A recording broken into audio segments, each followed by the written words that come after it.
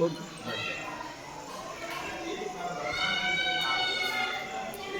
लोग गर्मी के छुट्टी के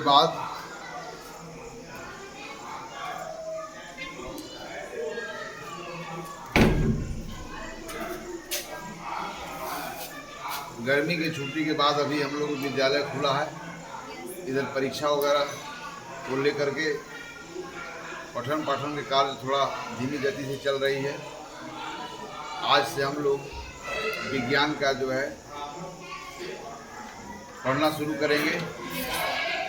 इंतज़ार था नई किताबों का कि नई किताब आएंगे, कुछ पाठ्यक्रम में बदलाव होगा, तो कौन कौन से चैप्टर पढ़ाने होंगे, कौन से नए चैप्टर आएंगे इत्यादि को लेकर के, लेकिन किताब अभी तक नहीं मिल पाया है।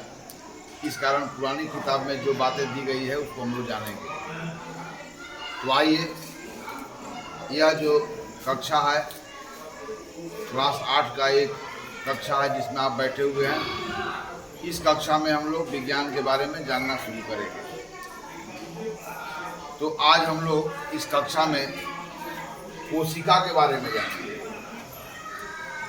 कोशिका क्या है, क्या क्या जानेंगे? कोशिका क्या है? कोशिका को अध्ययन करना क्यों आवश्यक है? कोशिका का अध्ययन करना क्यों आवश्यक है?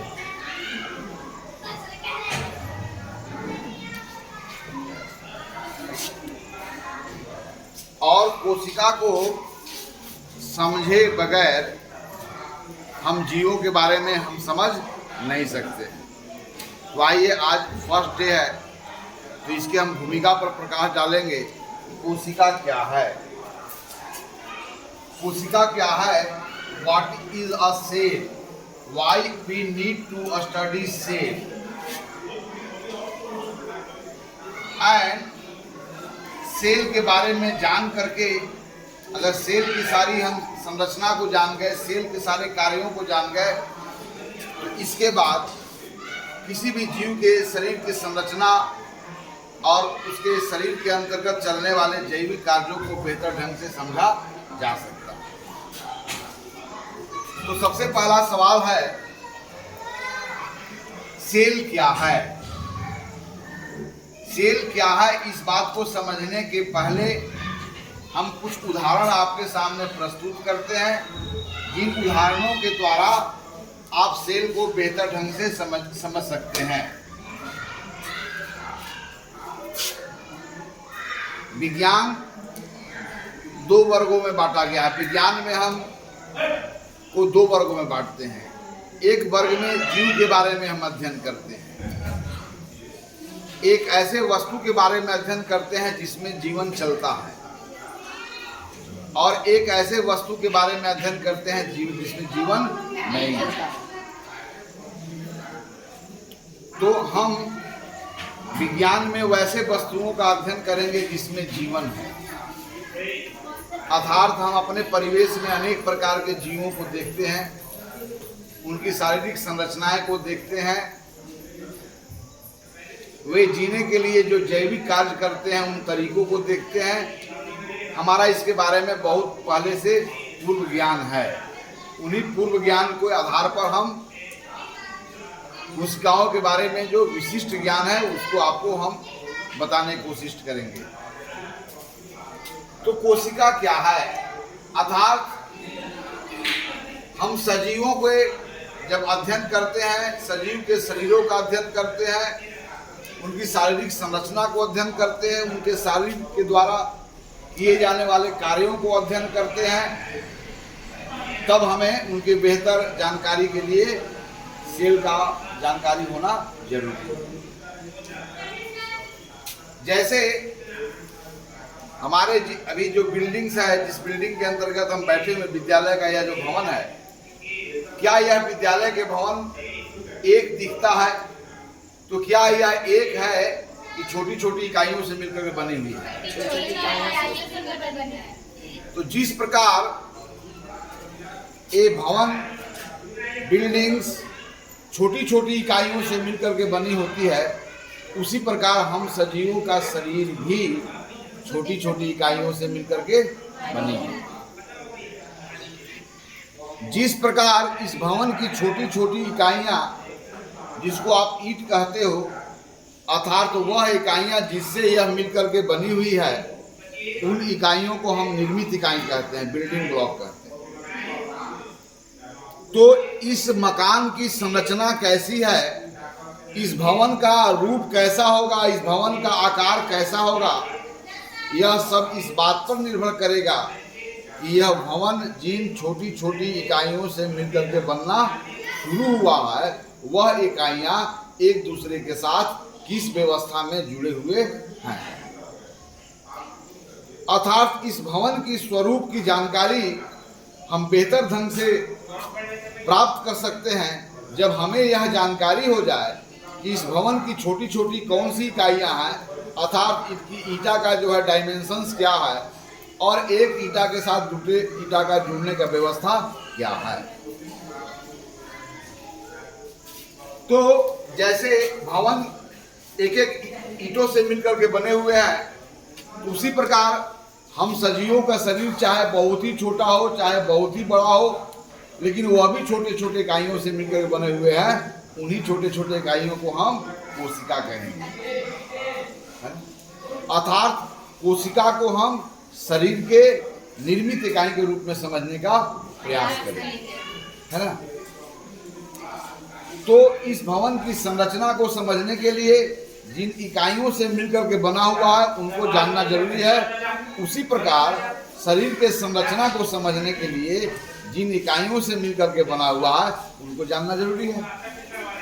अच्छा, हम सजीवों को, जैसे हाथी सजीव है, घोड़ा सजीव है, खुद हम सजीव है, पेड़ पौधे सजीव है, चींटी सजीव है, मक्खी सजीव है, कीड़े मकोड़े सजीव है, सांप सजीव है, बेंग सजीव है। तो इन सजीवों में बड़ा बड़ा शरीर वाला और छोटा छोटा शरीर वाला भी सजीवों को आप देखते हैं, लेकिन बहुत छोटे शरीर वाले सजीव को आप नग्न आंखों से देख नहीं सकते हैं, जिन्हें हम सूक्ष्म जीव कहेंगे, जिनका अध्ययन हम लोग नेक्स्ट चैप्टर में करेंगे। तो किसी सजीव का शरीर कैसा होगा, उस सजीव शरीर के द्वारा कौन कौन से कार्य किए जाएंगे और वह सभी कार्य किन तरीकों से किए जाएंगे, इस बात का समझ हमारे पास बेहतर तब हो सकता है जब वह शरीर जिन छोटे छोटे इकाइयों से मिलकर बना हुआ है उनकी संरचना को समझ लें और उनके कार्यों को समझ लें। तो उनसे बना हुआ शरीर के द्वारा किए जाने वाला समस्त कार्य और उसकी संरचना कैसी होगी यह समझा जा सकता है। हमारा यह अनुभव है और रोज रोज का अनुभव है कि एक अगर ईंटा का टुकड़ा हो और उसको खुली हवा में धूप में छोड़ दिया जाए तो धीरे धीरे वह छोटे छोटे कणों में क्या होता है, बिखर जाता है। तो इससे क्या पता चलता है कि वह ईंटा जो एक नहीं है बल्कि वह भी छोटे छोटे कणों से मिलकर के बना हुआ है ना। कोई भी चीज अगर लोहा का टुकड़ा भी अगर खुली हवा में छोड़ दे तो लोहा के टुकड़ा भी एक एक कण के रूप में क्या हो जाएंगे, बिखर जाएंगे। हाँ, किसी को बिखरने में बहुत ही लंबा समय लगेगा, किसी को बिखरने में बहुत ही कम समय लगेगा। हो सकता है किसी वस्तु को रखे हो वह कण कण के रूप में बिखर रहा हो, लेकिन बिखरने का गति इतनी धीमी हो कि आपको अनुभव में नहीं हो। खैर, हमारी जितने भी अनुभव में चीजें हैं सारे अनुभव एक ही बात की गवाही देता है कि प्रत्येक वस्तु छोटे छोटे कणों से मिलकर के बनी। हमारा क्या अनुभव कहता है, हमारा अपना अनुभव, हमारा अनुभव क्या है, बोलो हमारा अनुभव क्या है वस्तुओं को लेकर के। क्या यह जो खंभा है वह एक ही खंभा है कि यह भी खंभा छोटे छोटे कणों से मिलकर बना हुआ है? चलिए, हमारा क्या अनुभव है कि एक ही खंभा है कि छोटे छोटे इकाइयों से मिलकर बना हुआ है। तो हमारा यह अनुभव है कि प्रत्येक वस्तु छोटे छोटे इकाइयों से मिलकर के बना हुआ है, छोटे छोटे कणों से मिलकर के बना हुआ है। जिस वस्तु को हम एक देखते हैं वह एक नहीं है, बल्कि छोटे छोटे टुकड़ों से मिलकर के बना हुआ है। हमारा अनुभव है, क्या अनुभव है कि प्रत्येक वस्तु, व्हाट इज आवर एक्सपीरियंस, प्रत्येक वस्तु, each objects are made up of small particles और स्मॉल पार्ट्स। तो हमारा अनुभव है कि प्रत्येक वस्तु छोटे छोटे क्या हुआ, टुकड़ों से मिलकर बने हैं। हमारा पहला अनुभव है, हमारा फर्स्ट एक्सपीरियंस है ना हमारा अनुभव। चलिए, तो हम इन्हीं अनुभवों को हम कोशिकाओं पर हम लागू करेंगे। तो क्या सजीवों का जो शरीर है या जो सजीव है, क्या सभी सजीवों के शरीर का रचना एक ही जैसा है? क्या सभी सजीवों के शरीर का आकार भी एक ही जैसा है? क्या सभी, एक चीज जान लो कि सजीव और निर्जीव का अंतर कुछ गुणों के आधार पर करते हैं। सुनो, वह जिसको जीने के लिए भोजन की आवश्यकता हो, पहला काम, वह जिसे भोजन की आवश्यकता हो।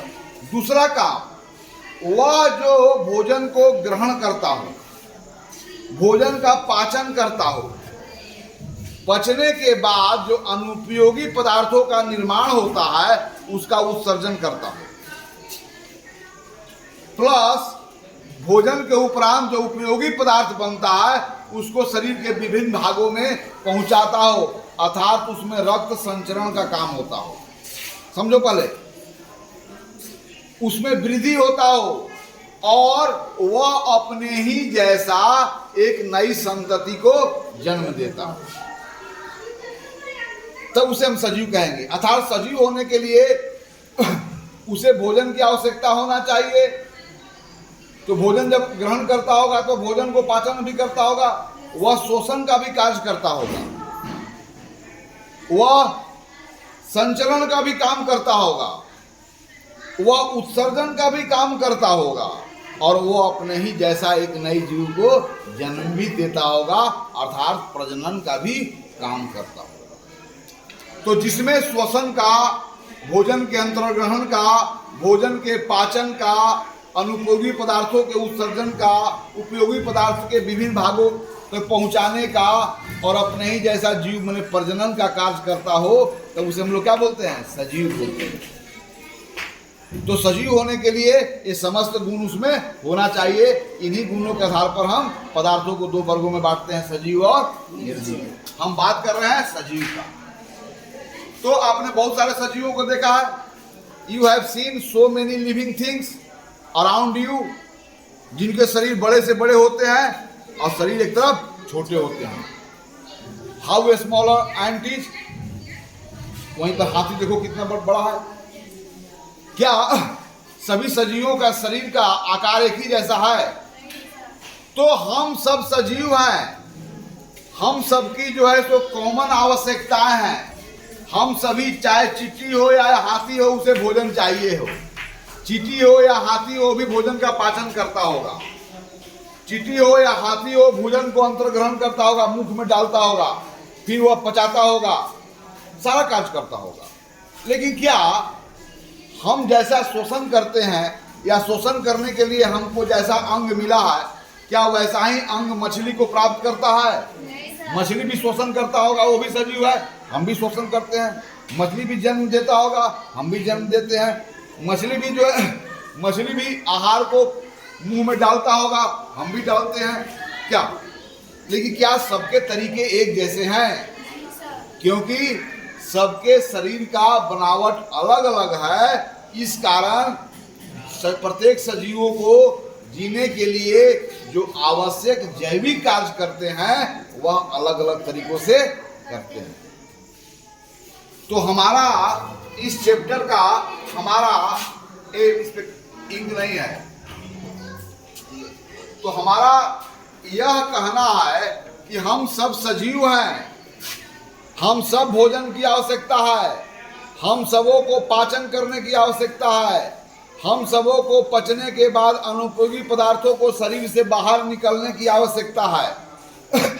हम सभी को पचने के बाद आवश्यक पदार्थों को विभिन्न अंगों तक पहुंचाने की आवश्यकता है। हमारी आवश्यकता सब एक जैसा है, लेकिन हम अपने आवश्यकताओं का पूर्ति एक तरीकों से नहीं करते हैं। तो आखिर प्रत्येक सजीव अपने जैविक कार्यों को पूरा करने के लिए अलग अलग तरीके से क्यों कार्य करते हैं? हम सभी सजीव हैं, हम सब में जीवन है, लेकिन हम में जीवन होने के बाद हमारा बनावट क्यों अलग अलग है?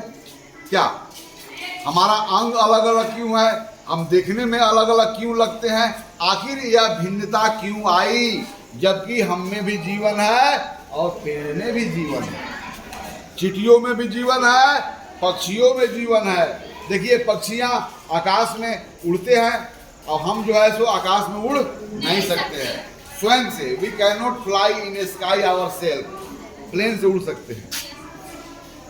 तो आखिर हम सब में जीवन एक जैसा होने के बावजूद भी हम में भिन्नता क्यों है? दूसरा क्वेश्चन, इसका आंसर ढूंढेंगे। दूसरा आंसर क्या ढूंढेंगे कि हम सब सजीवों के शरीर के संरचना और उनके कार्यों में भिन्नता क्यों है? दूसरा हमारा जिज्ञासा क्या होगा? अलाय जी ये मिटा देना, हमारा क्या अनुभव है? हमारा सबका यही अनुभव है ना कि प्रत्येक वस्तु को छोटे छोटे खंडों से मिलकर के बने हुए देखते हैं। तो हमारा ये अनुभव है। इस अनुभव के बाद हमारा दिमाग में यही आता है कि जब सब में जान है, चींटियों में भी जीवन है, हम में भी जीवन है, पेड़ पौधों में भी जीवन है, लेकिन यह जीवन को बचाए रखने के प्रयास जो है हम सभी सजीवों के द्वारा एक जैसा नहीं है। तो हमारा दूसरा क्वेश्चन है इस बात को लेकर के कि हम सब सजीव हैं, हम सब में जीवन है, हम सबों की आहार की आवश्यकता है, हम सब श्वसन करते हैं, क्या हम सबों में गति है, हम सब अपने जैसा जीवों को जन्म देते हैं। तो फिर हमारे शरीर की संरचना और जैविक कार्यों में भिन्नता क्यों है? हमारा क्या जिज्ञासा है? हम सब सजीव हैं, हम सब के मतलब समझ रहे हो ना? समस्त ब्रह्मांड की बात नहीं कर रहे हैं। हम तुम कीड़ा मकोड़ा पेड़ पौधा, तो हम सब क्या है बोलो? हम सब सजीव हैं। इसलिए हमें भोजन की आवश्यकता है, इसीलिए हमें भोजन की आवश्यकता है। सेकेंड, हमें सब सजीव है इसलिए हमें श्वसन की आवश्यकता है, हमें श्वसन क्रिया करने की आवश्यकता है। तीसरा, हमें भोजन पाचन करने की आवश्यकता है।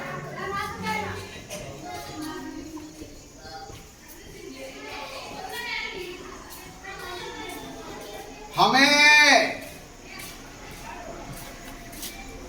शोषण करने की आवश्यकता है, भोजन पाचन करने की आवश्यकता है, और हमें भोजन माने अनुपयोगी भोजन के पाचन के उपरांत जो अनुपयोगी पदार्थ बनते हैं उसका उत्सर्जन करने की आवश्यकता है।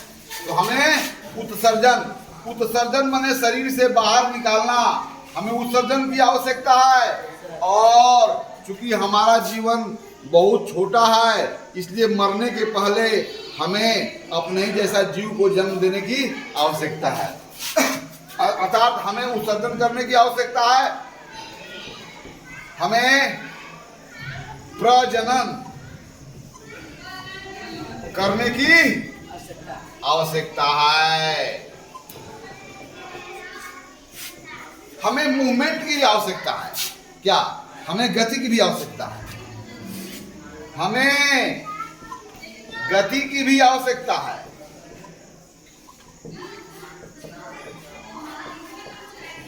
राइट, हम चींटी हो या हम पेड़ हो, हम बाघ हो या किसी नाली का कीड़ा हो, जो भी हो, लेकिन हमें जीवन है, इस कारण ये सभी कार्यों की करने की आवश्यकता है।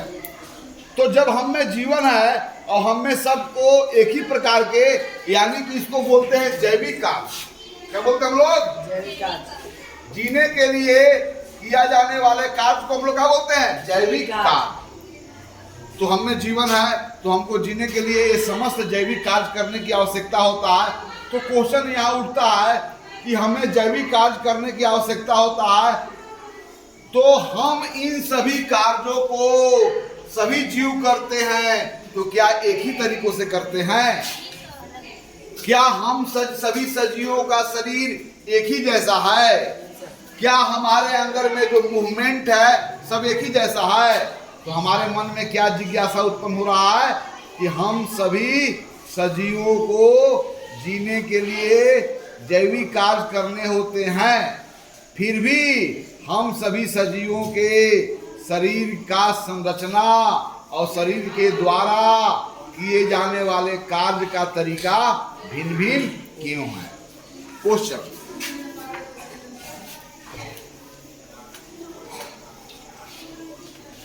अब हम आखिर यह जानेंगे कि हम सब सजीवों के जैविक कार्य करने होते हैं और हम सभी सजीव जैविक कार्य अपने शरीर के द्वारा संपन्न करते हैं। तो सजीवों के शरीर में संरचना में और सजीवों के शरीर के द्वारा होने वाले कार्य में भिन्नता क्यों है? ये जल्दी मिटता नहीं है, खराब हो गया। ये लोग बोर्ड कहते रह गए। तो क्वेश्चन, हम सभी सजीवों के शरीर के संरचना तथा उनके द्वारा किए जाने वाले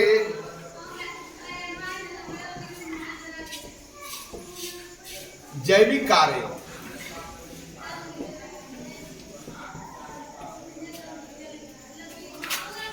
के तरीका में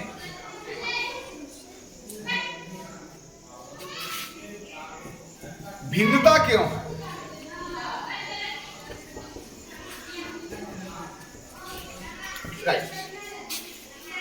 आखिर हम जब सभी सजीव को श्वसन करने की आवश्यकता है, सभी सजीव को मूवमेंट करने की आवश्यकता है, सभी सजीवों को भोजन को अंतर्ग्रहण करने की आवश्यकता है, पाचन करने की आवश्यकता है, रिप्रोड्यूस करने की आवश्यकता है, तो आवश्यकता तो सब हमको एक जैसा ही है, बट इन आवश्यकता का फुलफिलमेंट का तरीका एक जैसा नहीं है। आखिर हमारी शरीर की संरचना भिन्न भिन्न क्यों है? हम अलग अलग संरचना के शरीर क्यों प्राप्त किए हैं जबकि सब में आत्मा? इन्हीं प्रश्नों का उत्तर मिलेगा कोशिकाओं का समझ से। तो इन प्रश्नों का उत्तर तब हम जान पाएंगे जब यह जान पाएंगे कि सभी सजीवों का शरीर जिन छोटी इकाइयों से मिलकर के बना है, जिन्हें हम कोशिका कहेंगे, उन कोशिकाओं के संरचना और उन कोशिकाओं के अलग अलग कार्य होने के कारण सजीवों के शरीर की संरचना और उनके शरीर के द्वारा किए जाने वाले जैविक कार्यों में भिन्नता है ना। इसलिए कोशिका हमारे सब इन जो हमारे मन में जिज्ञासा हो रहे हैं, इन जिज्ञासा को समन कोशिका के जानकारी के बाद होता है। जब कोशिका की संरचना, कोशिका के कार्य, कोशिका किन किन अंगों से मिलकर बना है अर्थात समस्त कोशिकांगों की जानकारी के बाद हमें यह जानकारी हो सकता है कि जिन कोशिकाओं से शरीर का निर्माण होने वाला है, अभी शरीर पूर्ण रूप से तैयार नहीं हुआ है, इन एडवांस हम बता सकते हैं कि इन कोशिकाओं से बनने वाला शरीर का रचना कैसा होगा, शेप कैसा होगा और उसके द्वारा जो जैविक कार्य किए जाने हैं वह किस तरीके से होगा, है ना, समझे ना। तो आइए हमारा इन प्रश्नों का उत्तर कोशिका में छिपा हुआ है। हम सभी सजीवों के शरीर के संरचना उनके द्वारा किए जाने वाले जैविक कार्यों के तरीका में भिन्नता क्यों है? क्योंकि हम सभी सजीवों का शरीर एक ही प्रकार के कोशिकाओं से मिलकर बने हुए, हम सजीवों का शरीर अलग अलग प्रकार के कोशिकाओं से मिलकर बने हुए हैं, अलग अलग संख्याओं से मिलकर बने हुए हैं। इस कारण हम सभी सजीवों के शरीर की संरचना और उनके कार्यों में भिन्नता पाते हैं। जिस प्रकार सभी भवन ईंट से ही मिलकर बने हुए हैं, इनके बिल्डिंग ब्लॉक ईंट ही है, लेकिन एक ईंट के साथ दूसरे ईंट का जुड़ने की व्यवस्था में बदलाव के कारण भवनों की आकृति में क्या हो गया है, बदलाव आ गया। इसी प्रकार इसी ज्ञान को हम शरीर की संरचना में कोशिका के रूप में देखेंगे।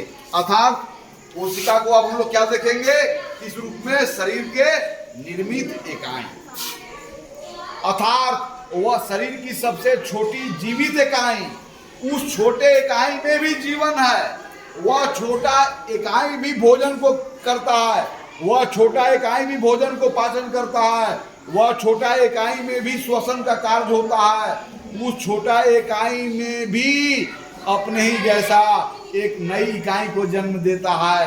अर्थात जीवन का जितनी क्रियाएं इस बड़े शरीर में दिख रही है, ये सभी जैविक कार्य जिन छोटे इकाइयों में बनते हैं उन्हीं के कोशिका कहते हैं। अर्थात कोशिका क्या है, शरीर की सबसे छोटी जीवित इकाई है।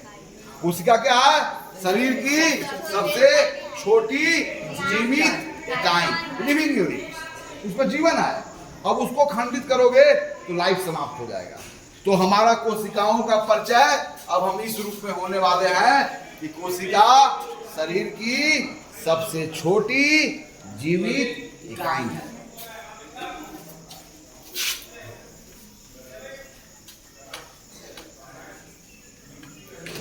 तो आइए हम कोशिकाओं के प्रारंभिक परिचय हमारा इस रूप में होता है कि जिस प्रकार हमारे गांव में स्थित अलग अलग आकृति के भवन एक ही प्रकार के इकाइयों से मिलकर बने होते हैं, उसी प्रकार हमारा शरीर भी छोटे छोटे इकाइयों से मिलकर के बने होते हैं, जिससे हम लोग शरीर का निर्मित इकाई करते हैं।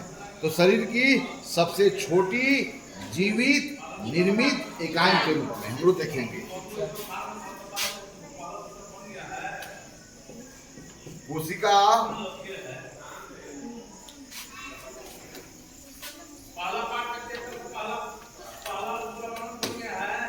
कोशिका शरीर की सबसे छोटी जीवित इकाई है,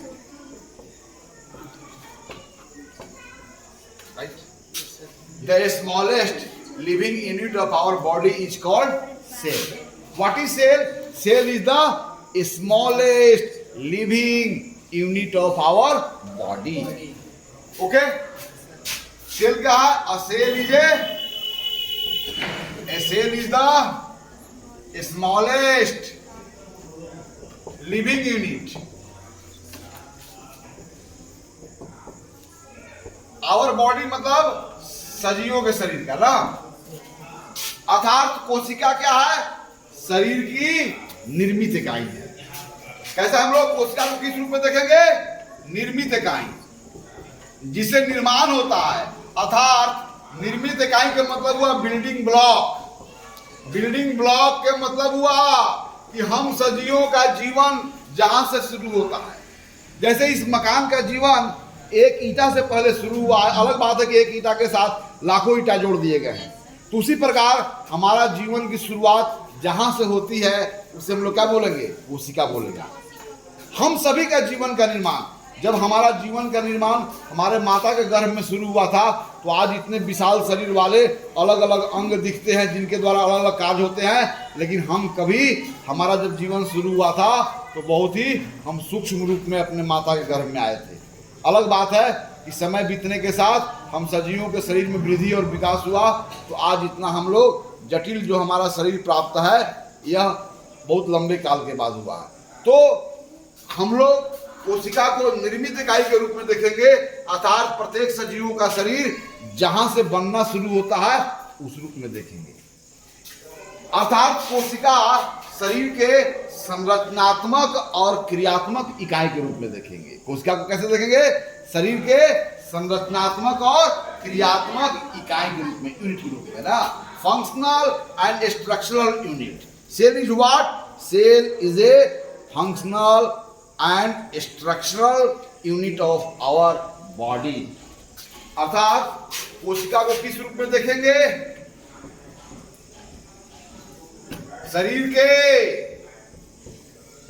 संरचनात्मक, अर्थात शरीर की संरचना कैसी होगी यह भी बात तय करेगा कोशिका, एवं क्रियात्मक, वह शरीर किस प्रकार कार्य करेगा यह भी डिसाइड करेगा कोशिका।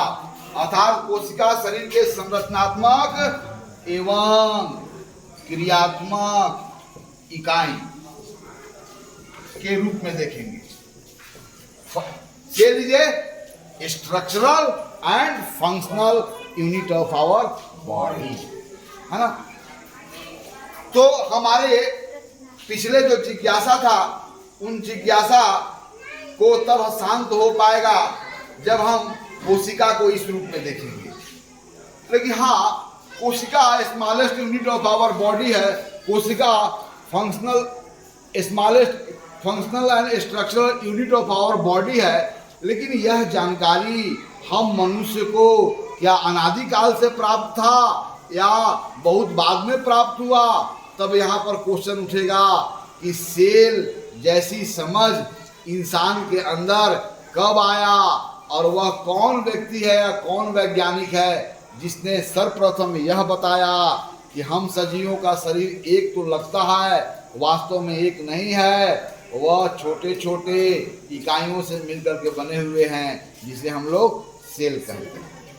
तो आइए सेल के बारे में अब जो हम जानकारी आपको देंगे वो नेक्स्ट क्लास में देखें कि सेल को किसने खोज किया, है ना, सेल को किसने बताया, सबसे पहले कैसे मृत सेल या जीवित सेल की खोज हुई, और सेल का खोज न होने के कारण क्या कारण था, और सेल जैसे यानी कि इन छोटी छोटी इकाइयों के बारे में खोज कब संभव हुआ।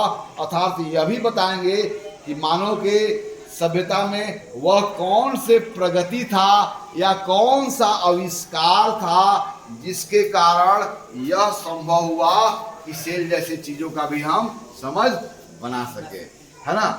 और उनके पहले सेल जैसे चीजों का समझ हमारे पास क्यों नहीं आया था, हम कैसे जान पाए कि सेल इतना छोटा होने के बाद भी कैसे पहचान पाए, और वह तो छोटा ही है, साथ ही साथ वह भी सेल एक नहीं है बल्कि अलग अलग कंपोनेंटों से, अलग अलग भागों से मिलकर बना हुआ है। वह भी सेल अलग अलग भागों से मिलकर बना हुआ, उन अलग अलग भागों के अलग अलग कार्य है। आखिर इतना डीपली और माइक्रो लेवल पर हमको जानकारी क्यों संभव हुआ, तब इसको पढ़ोगे कि हमको मनुष्य को उसके पहले माइक्रोस्कोप का आविष्कार नहीं किया था। जब माइक्रोस्कोप का आविष्कार हुआ, अर्थात छोटी वस्तुओं को लेंस का उपयोग करके उसको बड़ा बना देते हैं, तो जब हम माइक्रोस्कोप का आविष्कार हुआ, यानी कि जब छोटी चीज़ों को भी देखा जा सकता है, तब जाके यह संभव हुआ यह जानना कि सेल क्या है, और तब यह पता चला मनुष्य को।